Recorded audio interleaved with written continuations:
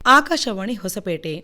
ಸ್ತ್ರೀಯರಲ್ಲಿ ಕಂಡುಬರುವ ಆರೋಗ್ಯದ ಸಾಮಾನ್ಯ ಸಮಸ್ಯೆಗಳು ಈ ಕುರಿತು ಹೊಸಪೇಟೆಯ ಸ್ತ್ರೀ ರೋಗ ತಜ್ಞೆ ಡಾಕ್ಟರ್ ಚೈತ್ರ ತುಂಗ ಅವರೊಂದಿಗೆ ಸಂದರ್ಶನ. ನಮಸ್ಕಾರ ಕೇಳುಗರೆ, ಇಂದಿನ ಕಾರ್ಯಕ್ರಮಕ್ಕೆ ತಮಗೆಲ್ಲ ಸ್ವಾಗತ. ಆರೋಗ್ಯವೇ ಮಹಾಭಾಗ್ಯ ಅನ್ನೋ ಈ ಸಮಯದಲ್ಲಿ ಉತ್ತಮ ಆರೋಗ್ಯಕ್ಕಾಗಿ ಮನುಷ್ಯ ಪರದಾಡೋ ಪರಿಸ್ಥಿತಿ ಬಂದಿದೆ. ಪ್ರಕೃತಿ ಹೆಣ್ಣಿಗೆ ಹೆಚ್ಚು ಶಕ್ತಿಯನ್ನೇನೋ ನೀಡಿದೆ ನಿಜ, ಆದರೆ ಸ್ತ್ರೀಯ ಆರೋಗ್ಯ ಪುರುಷನ ಆರೋಗ್ಯಕ್ಕಿಂತ ಭಿನ್ನವಾಗಿದೆ ಅನ್ನೋದನ್ನು ನಾವೆಲ್ಲ ಒಪ್ಪಿಕೊಳ್ಳಲೇಬೇಕಾದ ವಿಷಯ.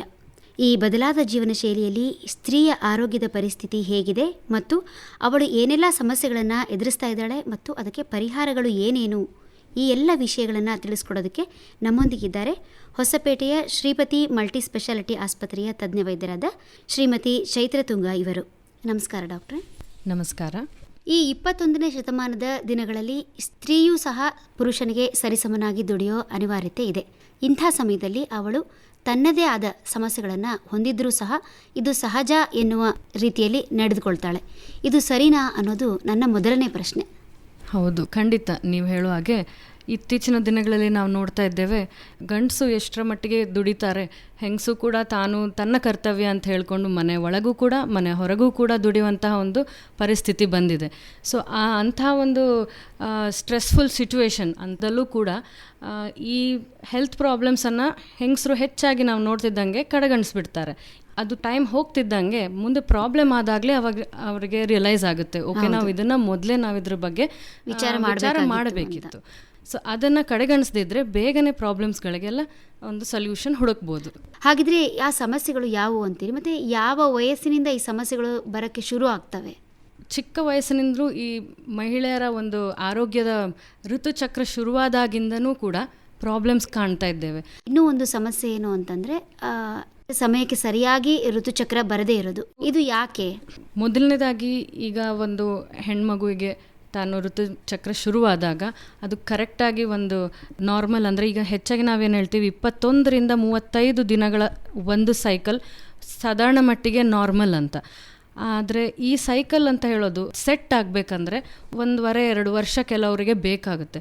ಸೊ ಅಷ್ಟರ ಒಳಗಡೆ ನಾವೇನು ನೋಡ್ತಾ ಇದ್ದೀವಿ ಹೆಚ್ಚಿನ ಮಟ್ಟಿಗೆ ಅಂದರೆ ಮಕ್ಕಳಿಗೆ ಬೇಗ 20 ದಿನ ಅಲ್ಲ 15 ದಿನಕ್ಕೊಂದ್ಸರಿ ಪೀರಿಯಡ್ಸ್ ಆಗುವಂಥದ್ದು ಇರ್ಬೋದು, ಇಲ್ಲ ಕೆಲವರಿಗೆ 35 ದಾಟಿ 1.5 ತಿಂಗಳು 2 ತಿಂಗಳ ತನಕನೂ ಪೀರಿಯಡ್ಸ್ ಆಗದೆ ಇರುವಂಥದ್ದು ಇರ್ಬೋದು.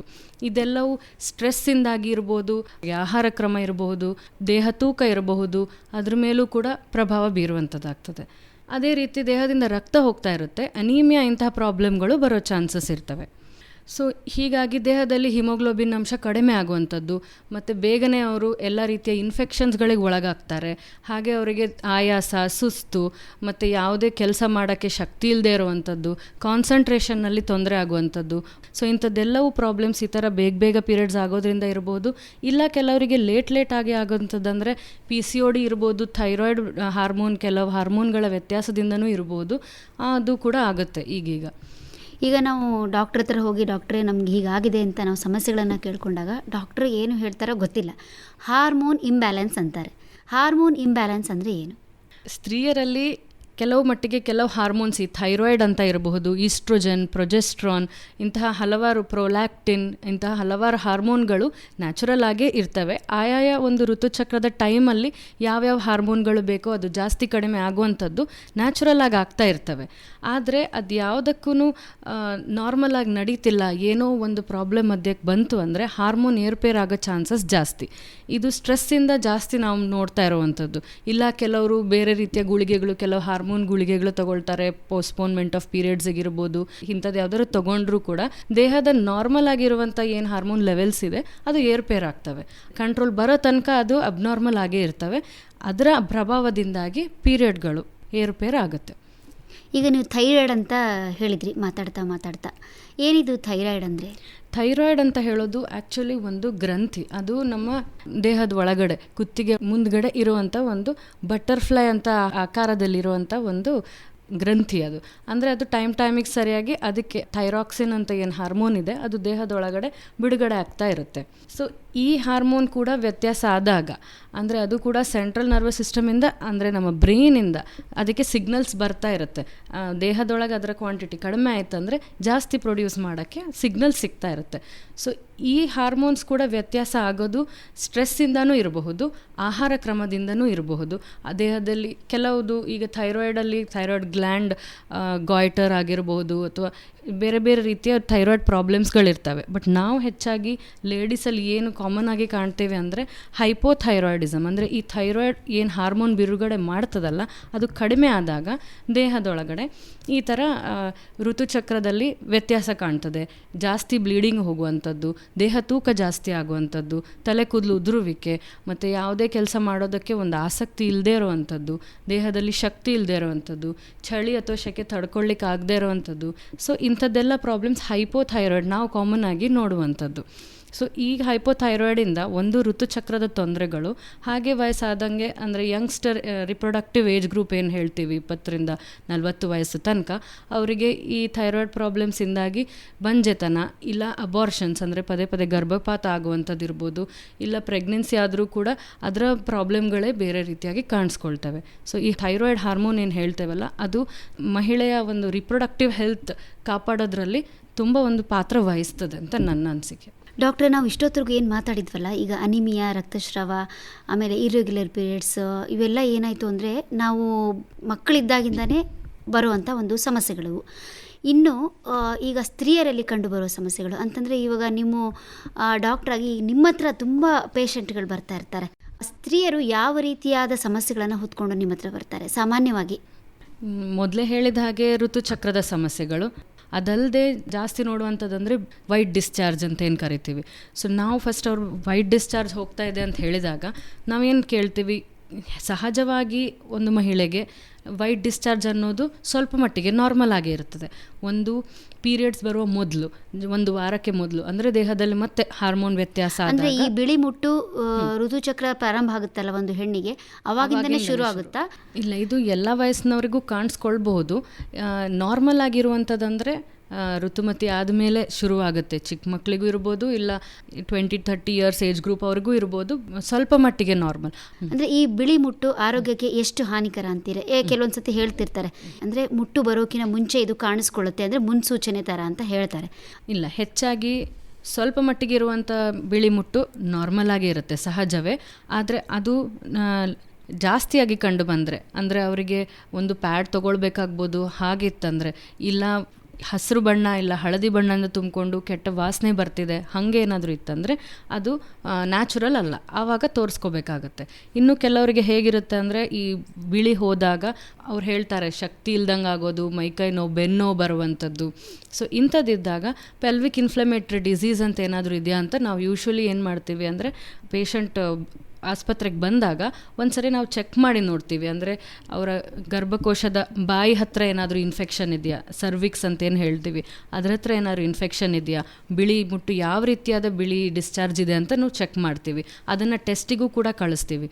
ಸೊ ಈ ಥರ ನಾರ್ಮಲ್ ಇದೆಯಾ ಇಲ್ಲ ಅಂತ ನಾವು ಯಾವುದಕ್ಕೂ ಪರೀಕ್ಷೆ ಮಾಡಿ ನೋಡಬೇಕಾಗುತ್ತೆ.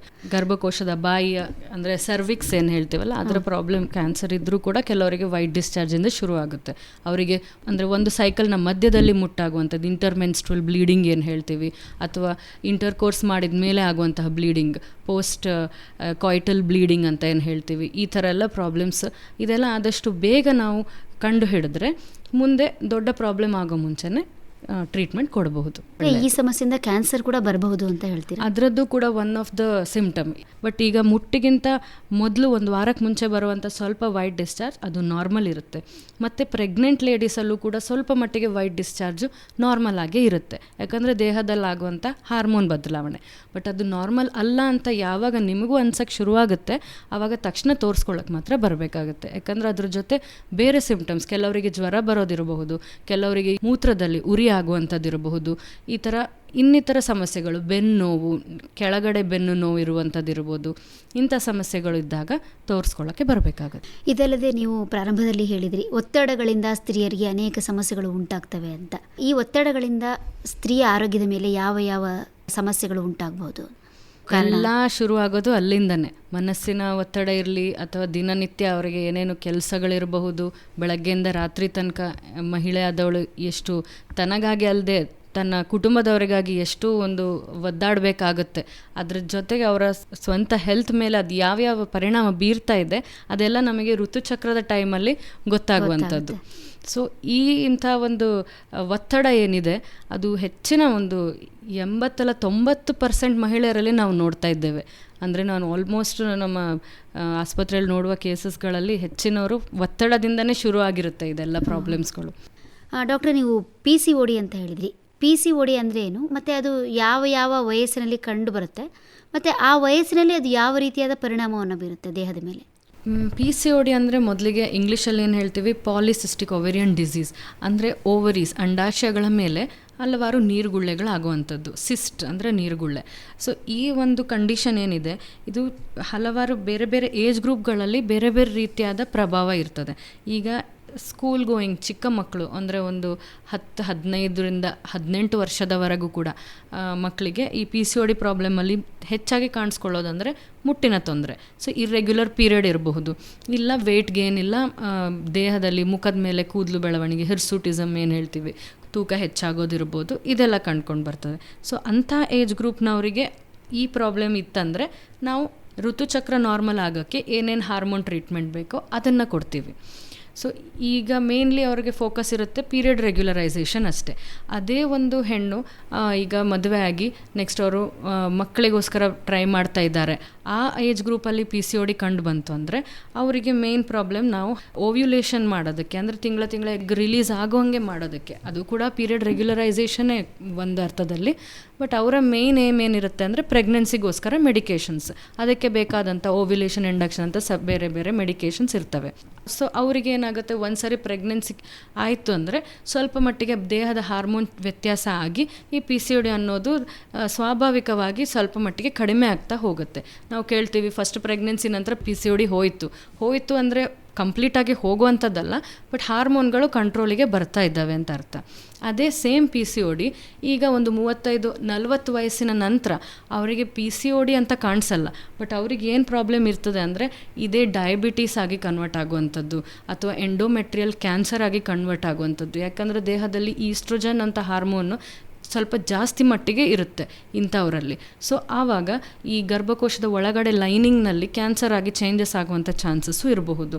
ಡಯಾಬಿಟೀಸ್ ಆಗಲೇ ಹೇಳಿದಂಗೆ, ಇಲ್ಲ BP ಬ್ಲಡ್ ಪ್ರೆಷರ್ ಹೈ ಆಗುವಂಥದ್ದು, ಇಲ್ಲ ಹಾರ್ಟ್ ಮೇಲೆ ತೊಂದರೆ, ಕಾರ್ಡಿಯೋವ್ಯಾಸ್ಕ್ಯುಲರ್ ಪ್ರಾಬ್ಲಮ್ಸ್ ಇರ್ಬೋದು. ಸೊ ಅದು ಒಂದು 40-45 ವರ್ಷದ ಮೇಲೆ ಇದೇ ಸೇಮ್ ಪೇಷಂಟ್ ಮುಂದೆ ಅವರಿಗೆ ಈ ಥರ ಪ್ರಾಬ್ಲಮ್ಸ್ ಕಾಣಿಸ್ಕೊಳ್ಳುವಂಥ ಚಾನ್ಸಸ್ ಇರುತ್ತೆ. ಸೊ ಆವಾಗ ನಾವೇನು ಹೇಳ್ತೀವಿ ಅಂದರೆ ಶುರುವಿಂದನೇ ಅವರಿಗೆ ಶುಗರ್ ಲೆವೆಲ್ಸ್ ಚೆಕ್ ಮಾಡ್ಕೊಳ್ಳೋಕೆ ಹೇಳ್ತೇವೆ. ಡಯಾಬಿಟೀಸಿಗೆ ಏನೇನು ಟ್ರೀಟ್ಮೆಂಟ್ ಇದೆ ಅದನ್ನು ತಗೊಂಡು ಮೇಂಟೈನ್ ಮಾಡಬೇಕು. ಅಂದರೆ ನಮಗೆ ಇವ್ರಿಗೆ ಇಂಥ ಪ್ರಾಬ್ಲಮ್ ಮುಂದೆ ಬರ್ತದೆ ಅಂಥೇಳಿ ಬೇಗನೆ ನಾವು ತಿಳ್ಕೊಬೋದು. ಸೊ ಆಯಾ ಏಜ್ ಗ್ರೂಪಿಗೆ ಬೇಕಾದಂಥ ಟ್ರೀಟ್ಮೆಂಟ್ಗಳು ತಕ್ಕಂಗೆ ಕೊಡ್ತೇವೆ. ಇದೆಲ್ಲದರ ಜೊತೆಗೆ ಇನ್ನೊಂದು ಫೈಬ್ರಾಯ್ಡ್ಸ್ ಅಂತ ಒಂದು ಸಮಸ್ಯೆ ಕೇಳ್ಪಡ್ತೀವಿ. ಏನಿದು ಫೈಬ್ರಾಯ್ಡ್ಸ್ ಅಂದರೆ? ಫೈಬ್ರಾಯ್ಡ್ಸ್ ಅಂತ ಹೇಳೋದು ಈ ಗರ್ಭಕೋಶದ ಮೇಲೆ ಬರ್ತಿರೋ ಗಡ್ಡೆಗಳು. ಅಂದರೆ ಈ ಗಡ್ಡೆಗಳು ಯಾವ ಲೊಕೇಶನಲ್ಲಿದೆ ಅದ್ರ ಮೇಲೆ ಅದರದೇ ಆದಂತಹ ಪ್ರಾಬ್ಲಮ್ಗಳು ಸೃಷ್ಟಿಯಾಗ್ತವೆ. ಅಂದರೆ ಈ ಗರ್ಭಕೋಶದ ಒಳಗಡೆ ಲೈನಿಂಗ್ನಲ್ಲಿ ಪಾಲಿಪ್ಸ್ ಥರ ಬಂದಿರಬಹುದು, ಇಲ್ಲ ಗರ್ಭಕೋಶದ ಮಸ್ಕ್ಯುಲರ್ ಲೇಯರ್ ಒಳಗಡೆ ಇತ್ತಂದರೆ ಇವರಿಗೆಲ್ಲ ಏನು ಪ್ರಾಬ್ಲಮ್ ಆಗ್ತಂದರೆ ಅತಿ ಹೆಚ್ಚು ರಕ್ತಸ್ರಾವ, ಎಷ್ಟೇ ಮೆಡಿಸಿನ್ ಹಾಕಿದರೂ ಕೂಡ ಅದು ಕಂಟ್ರೋಲಿಗೆ ಬರದೇ ಇರುವಂಥದ್ದು, ಹಾಗೂ ಡಿಸ್ಮೆನೋರಿ ಅಂದರೆ ಪೇನ್ಫುಲ್ ಬ್ಲೀಡಿಂಗ್. ಪ್ರತಿಯೊಂದು ಪೀರಿಯಡ್ಸ್ನಲ್ಲೂ ಕೂಡ ಅವರಿಗೆ ವಿಪರೀತ ಹೊಟ್ಟೆ ನೋವು ಬರುವಂಥದ್ದು ಇರಬಹುದು. ಸೊ ಒಂದು ಬ್ಲೀಡಿಂಗ್ ಪ್ರಾಬ್ಲಮ್, ಮತ್ತೊಂದು ಪೇನ್ಫುಲ್ ಬ್ಲೀಡಿಂಗ್ ಅಂತ ನೋವಿರುವಂಥದ್ದು. ಇಲ್ಲ ಇನ್ನೊಂದು ಕೆಲವರಿಗೆ ಏನಾಗುತ್ತೆ ಅಂದರೆ ಈ ಫೈಬ್ರಾಯ್ಡು ಗರ್ಭಕೋಶದ ಮೇಲಿನ ಲೇಯರ್ನಲ್ಲಿ ಇತ್ತಂದರೆ ಒಂದು ಯೂರಿನ್ ಮಾಡುವಾಗ ಪೇಯ್ನ್ ಬರುವಂಥದ್ದು, ಇಲ್ಲ ಮೋಷನ್ ಮಾಡೋಕ್ಕೆ ಕಷ್ಟ ಆಗೋದು, ಇಂಥದ್ದೆಲ್ಲ ಹಲವಾರು ರೀತಿ ಅಂದರೆ ಪ್ರೆಷರ್ ಸಿಂಪ್ಟಮ್ಸ್ ಏನು ಹೇಳ್ತೀವಿ ಆ ಥರನೂ ಕಾಣಿಸ್ಕೊಳ್ಬೋದು. ಸೊ ಇಂಥ ಫೈಬ್ರಾಯ್ಡ್ಸ್ ಇದ್ದವ್ರಿಗೆ ಒಂದು ಹೆಚ್ಚಾಗಿ ಬ್ಲೀಡಿಂಗ್ ಆಗುವಂಥದ್ದು. ಆ ಬ್ಲೀಡಿಂಗ್ ಜಾಸ್ತಿ ಆಯ್ತಂದರೆ ಈ ರಕ್ತ ಏನಿದೆ ಅಲ್ಲ ಅದು ಗಟ್ಟಿಯಾಗಿ ಅಂದರೆ ಕಣ್ಣ ಥರ ಬೀಳುವಂಥದ್ದು ಕೂಡ ನಾವು ಕೇಳ್ಪಡ್ತೇವೆ. ಸೊ ಈ ಥರ ಬೀಳ್ತಿದೆ ಅಂದರೆ ನಾರ್ಮಲ್ ಬ್ಲೀಡಿಂಗ್ಗಿಂತನೂ ಜಾಸ್ತಿ ಆಗ್ತಿದೆ ಅಂತಲೇ ಅರ್ಥ. ಸೊ ಇಂಥ ಟೈಮಲ್ಲಿ ನಾವು ಇದು ನಾರ್ಮಲ್ ಹೀಗೆ ಇರುತ್ತೆ ಅಂತ ಹೇಳಿ ಕಡೆಗಣಿಸಬಾರ್ದು.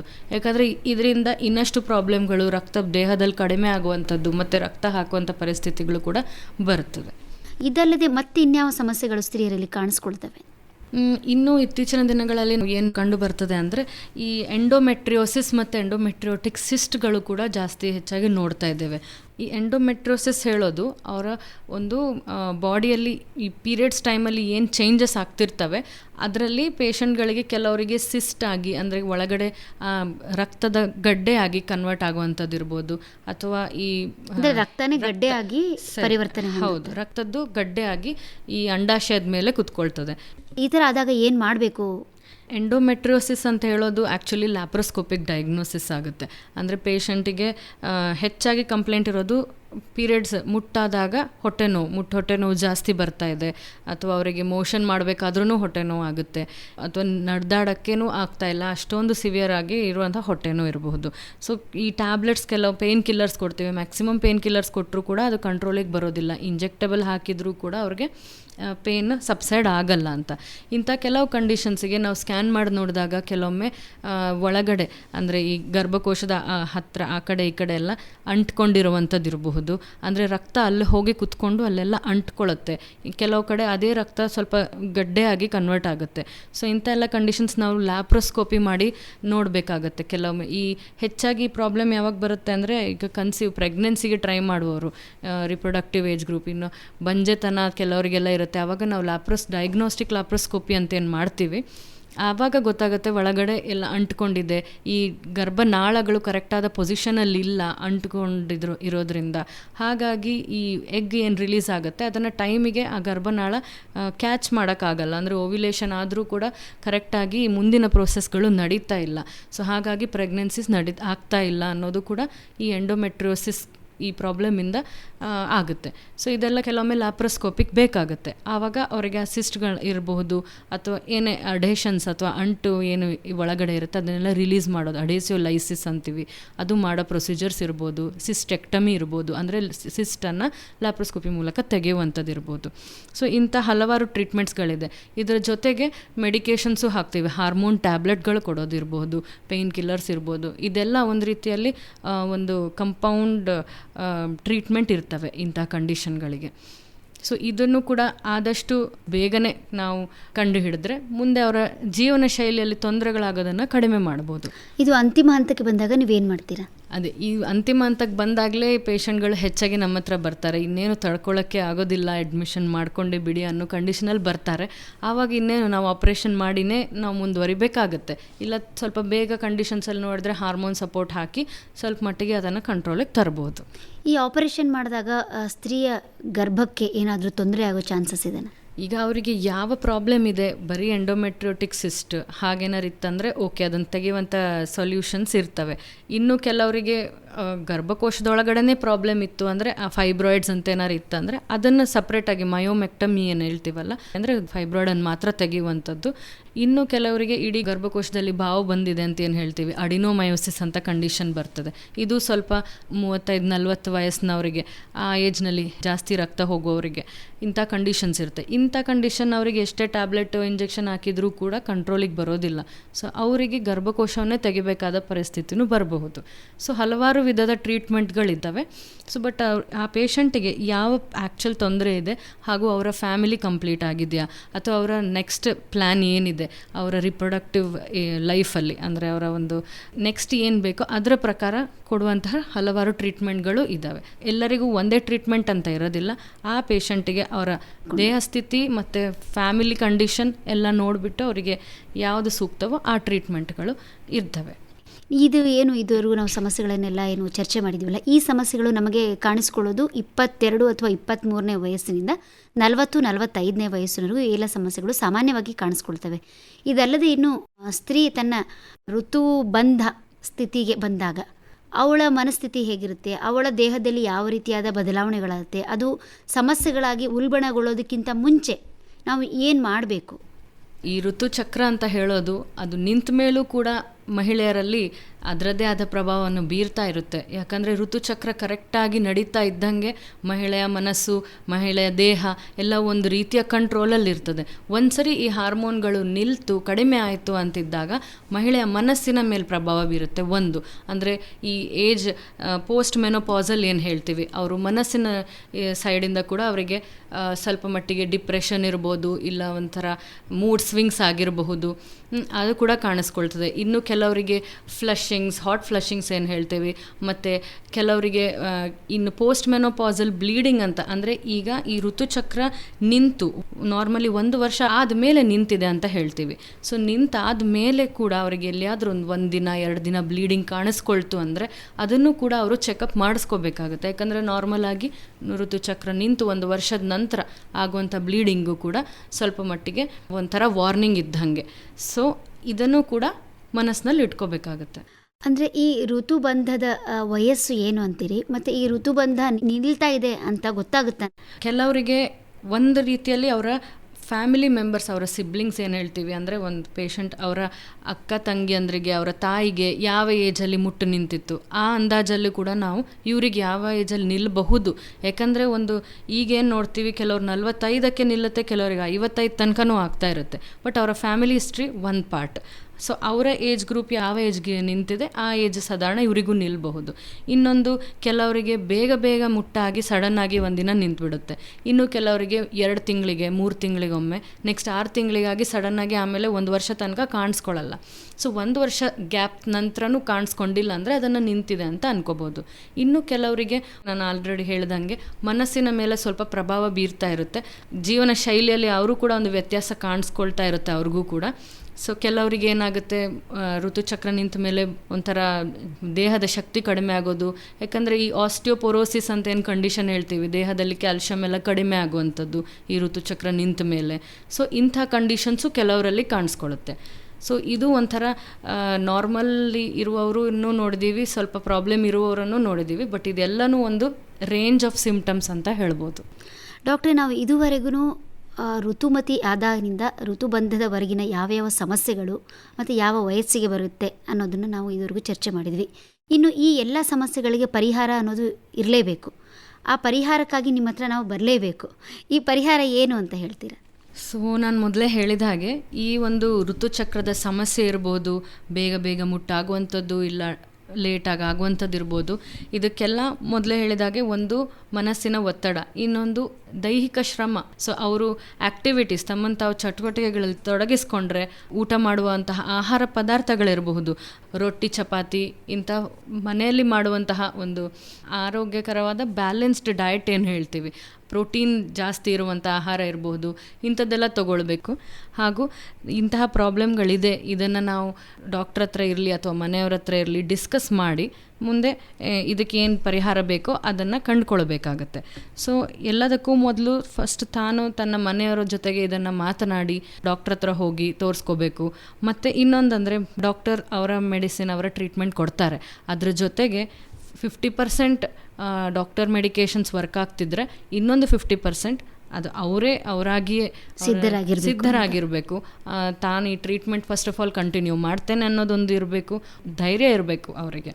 ಈ ಯಾವ ಸಮಸ್ಯೆಗಳಿಗೆ ಯಾವ ಥರದ ನೀವು ಟ್ರೀಟ್ಮೆಂಟನ್ನು ಕೊಡ್ತೀರಿ ಅಂತ ನೋಡಿ, ಕೆಲವು ಪ್ರಾಬ್ಲಮ್ಸ್ಗಳಿಗೆ ಟ್ಯಾಬ್ಲೆಟ್ಸ್ ಕೊಡ್ತೀವಿ, ಕೆಲವು ಪ್ರಾಬ್ಲಮ್ಸ್ಗಳಿಗೆ ಕೆಲವು ರೀತಿಯ ಆಪ್ರೇಷನ್ಸ್ ಮಾಡಬೇಕಾಗಬಹುದು, ಅಥವಾ ಕೆಲವು ಪ್ರಾಬ್ಲಮ್ಸ್ಗಳಿಗೆ ಸ್ವಲ್ಪ ಕೌನ್ಸಿಲಿಂಗ್ ಎಲ್ಲದಕ್ಕಿಂತ ಜಾಸ್ತಿ ಕೂತ್ಕೊಂಡು ಅವರಿಗೆ ಹೇಳಬೇಕಾಗತ್ತೆ, ಇಂಥ ಪ್ರಾಬ್ಲಮ್ಸ್ ನ್ಯಾಚುರಲ್ ಆಗಿ ಕಂಡುಬರ್ತವೆ, ನೀವು ಈ ರೀತಿಯಾಗಿ ಫಾಲೋ ಮಾಡಿ ಅಂತ. ಇದು ಚಿಕ್ಕ ವಯಸ್ಸಿನಿಂದ ಹಿಡಿದು ಎಲ್ಲರಿಗೂ ಈ ಥರ ಕೌನ್ಸಿಲಿಂಗ್ ಸ್ವಲ್ಪ ಮಟ್ಟಿಗೆ ಬೇಕಾಗುತ್ತೆ. ಸೊ ಆಮೇಲೆ ಅವ್ರು ಹೇಳಿದಂತಹ ಮೆಡಿಕೇಷನ್ ಪ್ರಕಾರ ಫಾಲೋ ಮಾಡಿದರೆ ಎಲ್ಲ ಪ್ರಾಬ್ಲಮ್ಸ್ಗಳಿಗೂ ಒಂದು ರೀತಿಯ ಸೊಲ್ಯೂಷನ್ ಅಂತೂ ಇದ್ದೇ ಇರುತ್ತೆ. ಇನ್ನು ಕೊನೆಯದಾಗಿ ನಮ್ಮ ಕೇಳುಗರಿಗೆ, ಸಮಸ್ಯೆಗಳು ಬರೋದು ಸಹಜ, ಬಂದ ಮೇಲೆ ಎದುರಿಸಲೇಬೇಕು. ಆದರೆ ಈ ಸಮಸ್ಯೆಗಳನ್ನು ನಾವಾಗಿ ಸ್ವಲ್ಪ ಕಡಿಮೆ ಮಾಡ್ಕೋಬೋದಾ? ಈ ಬಗ್ಗೆ ನಮ್ಮ ಮಹಿಳೆಯರಿಗೆ ಏನು ಹೇಳೋಕ್ಕೆ? ಸೊ ನಾವಿಷ್ಟೆಲ್ಲ ಒಂದು ಸ್ತ್ರೀಗೆ ಏನೇನು ಪ್ರಾಬ್ಲಮ್ಸ್ ಆಗಬಹುದು ಅಂತ ಡಿಸ್ಕಸ್ ಮಾಡಿದ್ವಿ. ಇದು ನಾನು ಹೇಳ್ತಿದ್ದಂಗೆ ಎಷ್ಟೊಂದು ಮಂದಿ ಲೇಡೀಸ್ ಆಲ್ರೆಡಿ ಇದೆಲ್ಲ ಪ್ರಾಬ್ಲಮ್ಸ್ ಅನುಭವಿಸ್ತಿರ್ಬೋದು. ಬಟ್ ಅದನ್ನು ಈಗ ಕೇಳಿದ ಮೇಲಾದರೂ ಅವರಿಗೆ ಅನ್ನಿಸ್ಬೇಕು, ಇಂಥ ಪ್ರಾಬ್ಲಮ್ಗಳನ್ನು ತಾವು ಯಾವತ್ತೂ ನೆಗ್ಲೆಕ್ಟ್ ಮಾಡಬಾರ್ದು. ಎಷ್ಟೇ ಇರಲಿ ಸ್ವಲ್ಪ ಮಟ್ಟಿಗೆ ದಿನದ 24 ಗಂಟೆಯಲ್ಲಿ ಅಟ್ಲೀಸ್ಟ್ 1 ಗಂಟೆಗಳ ಕಾಲ ಆದರೂ ತಮ್ಮ ಹೆಲ್ತ್ಗೋಸ್ಕರ, ತಮ್ಮ ಒಂದು ಮಾನಸಿಕ ನೆಮ್ಮದಿ ಇರಬಹುದು, ದೈಹಿಕ ನೆಮ್ಮದಿ ಇರ್ಬೋದು, ಯಾಕಂದರೆ ಒಳ್ಳೆಯ ಎನ್ವೈರ್ನ್ಮೆಂಟ್ ಕೊಡುವಂತಹ ಒಂದು ಕೆಪಾಸಿಟಿ ಇದೆ ಸ್ತ್ರೀಗೆ. ಸೊ ಆ ರೀತಿ ತನ್ನನ್ನು ತಾನು ನಿಗ್ಲೆಕ್ಟ್ ಮಾಡಿಕೊಳ್ಳದೆ ತನ್ನ ಹೆಲ್ತ್ ಕಡೆ ಗಮನ ಕೊಟ್ಟರೆ ತನ್ನ ಮನೆ ಆಗಲಿ, ತನ್ನ ಸುತ್ತಮುತ್ತಲಿರುವ ಜನರ ಮೇಲಾಗಲಿ ತನ್ನ ಒಳ್ಳೆಯ ಒಂದು ಪಾಸಿಟಿವ್ ವೈಬ್ರೇಷನ್ಸನ್ನು ಕೊಡಬಹುದು. ನಿಜ ಡಾಕ್ಟರ್, ನೀವು ಹೇಳಿದ್ದು. ಯಾಕಂದರೆ ಒಂದು ಹೆಣ್ಣು ಕುಟುಂಬದ ಕಣ್ಣು ಅಂತ ಹೇಳ್ತಾರೆ. ಮನೆಯಲ್ಲಿ ಹೆಣ್ಣಿಗೆ ಒಡತಿಗೆ ಸಣ್ಣದು ಜ್ವರನೋ ಕೆಮ್ಮು ನೆಗಡಿ ನೋವು ಬಂದರೆ ಎಲ್ಲ ಅಸ್ತವ್ಯಸ್ತ ಆಗಿಬಿಡುತ್ತೆ. ಅವಳು ಒಂದು ಅಚ್ಚುಕಟ್ಟಾಗಿ ಬೆಳಗ್ಗೆ ಎದ್ದಾಗಿಂದ ಒಂದು ಶೆಡ್ಯೂಲ್ ಮಾಡ್ಕೊಂಡು ಹೋಗೋ ಒಂದು ಟೈಮಲ್ಲಿ ಈ ಥರ ಆಗಿಬಿಟ್ರೆ ತುಂಬ ಕಷ್ಟ. ಅಂಥದ್ರಲ್ಲಿ ಸ್ತ್ರೀಯರಲ್ಲಿ ತುಂಬ ಆರೋಗ್ಯದ ಸಮಸ್ಯೆಗಳಿದೆ. ಅದು ಕಣ್ಣಿಗೆ ಕಾಣೋದಿಲ್ಲ, ಆದರೆ ಅನುಭವಿಸಲೇಬೇಕಾದ ಒಂದು ಪರಿಸ್ಥಿತಿ ಇದೆ. ಈ ಎಲ್ಲ ಸಮಸ್ಯೆಗಳನ್ನು ಕುಟುಂಬದವರು ಅರ್ಥ ಮಾಡ್ಕೋಬೇಕು. ನೀವು ಹೇಳಿದ ಹಾಗೆ 24 ಗಂಟೆಗಳಲ್ಲಿ ಅವಳು ತನಗಾಗಿ, ತನ್ನ ಬದುಕಿಗಾಗಿ 1 ಗಂಟೆಯನ್ನು ಇಟ್ಟರೆ ಕುಟುಂಬದ ಜೊತೆಗೆ ನೀವು ಹೇಳಿದಾಗೆ ಸಮಾಜ ಕೂಡ ಸ್ವಸ್ಥವಾಗಿರುತ್ತೆ, ಆರೋಗ್ಯವಾಗಿರುತ್ತೆ ಅಂತ ಹೇಳಿದ್ರಿ. ತುಂಬ ಒಳ್ಳೆಯ ಒಂದು ಸಂದೇಶ ಹೇಳಿದ್ರಿ ನಮ್ಮ ಕೇಳುಗರಿಗಾಗಿ. ಇಲ್ಲಿವರೆಗೂ ಬಂದ್ರಿ, ಹೆಣ್ಣು ಒಂದು ವಯಸ್ಸಿನಲ್ಲಿ ಅನುಭವಿಸ್ತಾ ಇರೋ ಎಲ್ಲ ಸಮಸ್ಯೆಗಳನ್ನು ಚರ್ಚೆ ಮಾಡಿದ್ರಿ, ಅದಕ್ಕೆ ಪರಿಹಾರಗಳನ್ನು ತಿಳಿಸಿದ್ರಿ, ನಾವು ಹೇಗಿರಬೇಕು ಅಂತ ತಿಳಿಸ್ಕೊಟ್ರಿ. ಅದಕ್ಕಾಗಿ ತಮಗೆ ಧನ್ಯವಾದಗಳು. ಧನ್ಯವಾದಗಳು. ನಮಸ್ಕಾರ. ಇದುವರೆಗೆ ಸ್ತ್ರೀಯರಲ್ಲಿ ಕಂಡುಬರುವ ಆರೋಗ್ಯದ ಸಾಮಾನ್ಯ ಸಮಸ್ಯೆಗಳು ಈ ಕುರಿತು ಹೊಸಪೇಟೆಯ ಸ್ತ್ರೀ ರೋಗ ತಜ್ಞೆ ಡಾಕ್ಟರ್ ಚೈತ್ರ ತುಂಗ ಅವರೊಂದಿಗೆ ಸಂದರ್ಶನ ಕೇಳಿದಿರಿ. ನಡೆಸಿಕೊಟ್ಟವರು ಶಾಂತಲಾ ಹರವಿ. ಇದು ಆಕಾಶವಾಣಿ ಹೊಸಪೇಟೆ ಕೇಂದ್ರದ ಕೊಡುಗೆ.